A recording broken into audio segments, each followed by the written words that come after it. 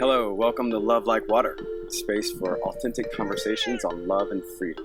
I'm Jared, I'm Ilea. and today we're going to talk to you a little bit about convenience or teaching.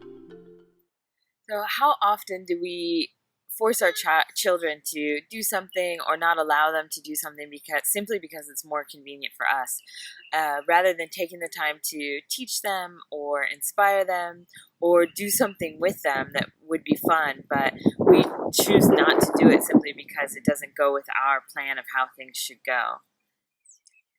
I often find myself in a situation where I start to tell one of our kids, Francois or Sarah or something, like they say, hey, can I do this? Or can I eat this or whatever? Or can I go this place or do this? And I start to say no, and I catch myself and I think, why am I saying no? Why can't they do this? Why can't? I mean, it's not fundamentally, according to our principles for life, it's not wrong. It's just inconvenient for me because I got work, I got, Ilea and I are talking about something or whatever it is. It just seems inconvenient. Yeah. So early on, I think more with Francois in the beginning, because he's older and he's 21 now. But years ago, I found myself saying, "Well, yeah, I guess you can." It seems unorthodox, and often it is. But yeah, sure, you can go do this or do that or whatever. So the reason is because I started to ask myself, what is my role as a parent? Is my role to govern, to manage or to control or to dominate over our children? Or is my role really just to facilitate their path towards love? Mm-hmm. And just be there as a guiding person, make sure they don't get hurt, obviously. But for the most part, we've decided that, our role is to kind of guide, but to facilitate, to teach, to take time to inspire. What is the most important thing in the moment? Our brother-in-law often says children are the best inconvenience, because they force you to be in the moment. They force you to be right here, right now, because that's where they live. Children live in the moment. And it's really beautiful how they constantly bring us back to those moments. They constantly bring us back to the now and kind of cause us to question our motives or what we are doing. There was a time, I don't know, 6 months ago or something like that, and Saoirse, it started raining, and Saoirse came inside and said, "Hey, Daddy, let's go out in the rain," or something like that, or whatever. And I thought, dude, I'm sitting here in the middle of a work day. It's like noon or 1 or something, and I'm working. I have a bunch of stuff to do, and it was a little chilly. Also, I'm not a fan of the cold. And pouring down rain in Costa Rica. Pouring down Costa Rica, like heavy rain. And we live right outside of a little lake, or we did there. And I thought, that sounds like a terrible plan. I have no idea, no desire to do that whatsoever.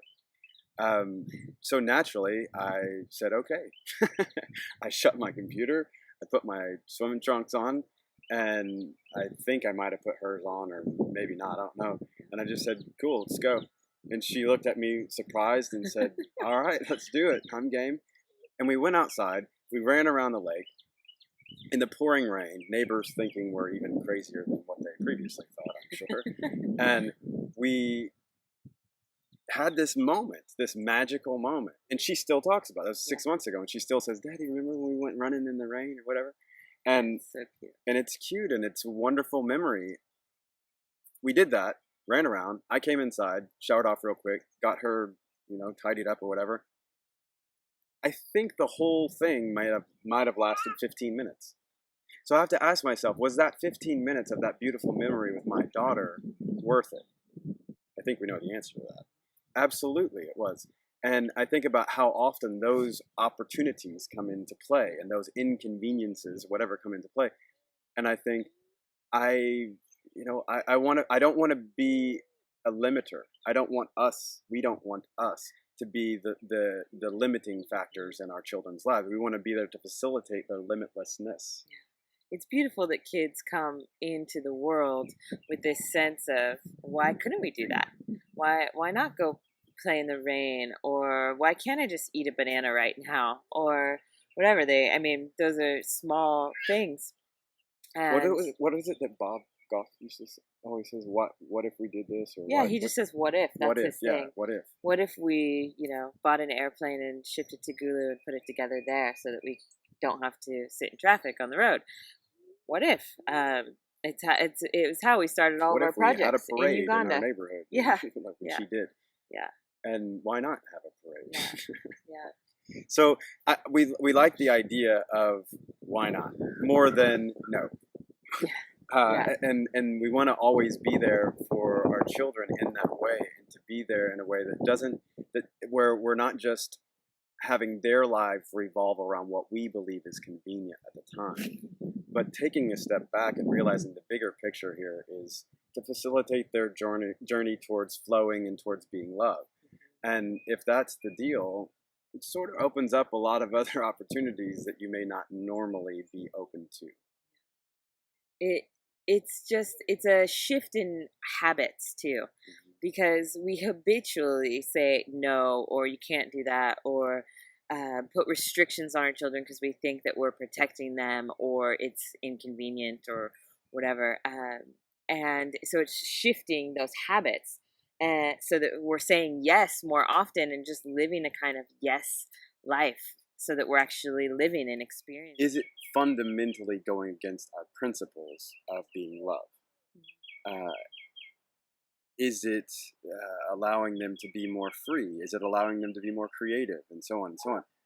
Uh, if it's not hurting anyone, and it's creative, and it's flowing, and it's being love and so on. If Saoirse says, "Hey, Daddy, can I have a tent?" It's tempting to be like, "I'm busy, working and whatever." But at the end of the day, is her having a tent wrong?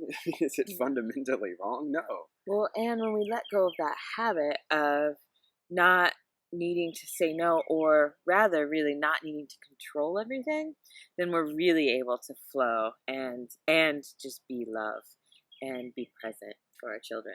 And not only is it beneficial for our children, that's more obvious. It's also beneficial for us. It Yes. forces us to take a step away from whatever it is we're doing, and to kind of reconnect with our children, to reconnect with ourselves, with each other and ourselves individually. Yeah. But it takes us to a point of being aware, to being in that moment, and to realizing that that moment is there, even though I might be preoccupied doing something else. I usually go to typing. um, I I realize that it's an opportunity to be more in the moment. Sure. Your sister Ashley and Nathan they're really good at this as well with their three girls. And we've learned a lot from watching them, especially with regards to making messes, because a bunch of Yeah, kids it's can a make good a one. mess really fast. And I sometimes have this like, oh God, don't do that. It's going to turn the house into a disaster. And Ashley's really good at being like, we'll just clean it up afterwards. Let them play and be kids and be creative. And they're really clean people, Yeah, and our pretty whole amazing. family is very Yeah. organized and a bit OCD about being clean. Everything looks like it's in a museum. But with kids, we just say, you know what? This is time to be a kid. Get messy, man. Get in there. Yeah. Get some stuff on your face. That's what life's all about. And when we do that, it's so freeing for us, and clearly it's freeing for our children. And a lot of times our kids will look at us and say, "Really?" And we say, "Yeah, go for it. Get in there." A couple weeks ago, Saoirse did just that. She looked at us and said, Mommy, Taya's in the dirt. And there was already dirt all over the floor because Taya had reached into a plant pot. And I said, you know what? It's okay. And the three of them sat and played with the dirt pile in the middle of our living room floor for 30 minutes or so. And they were so happy.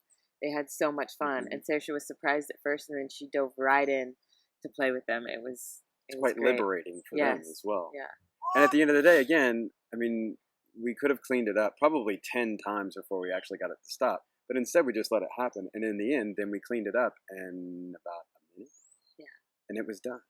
Actually, Saoirse swept it up. Saoirse did sweep that shit. Sweet. So Yeah. that's great.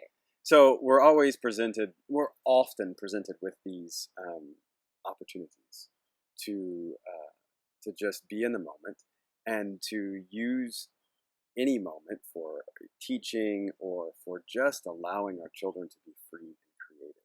So And it that's is. so important. Yeah. And our feeling again is if it doesn't hurt someone or isn't at the expense of someone, and it's not fundamentally, against our principles of just being love, and if it's not against any of those principles, then why not? Why don't we just let them do it? And why don't we use that opportunity also to help ourselves reconnect and be in the moment? We would love to hear from our community, all of you, about how you guys do this in your own lives, how you guys say yes to your children, enjoy the moments.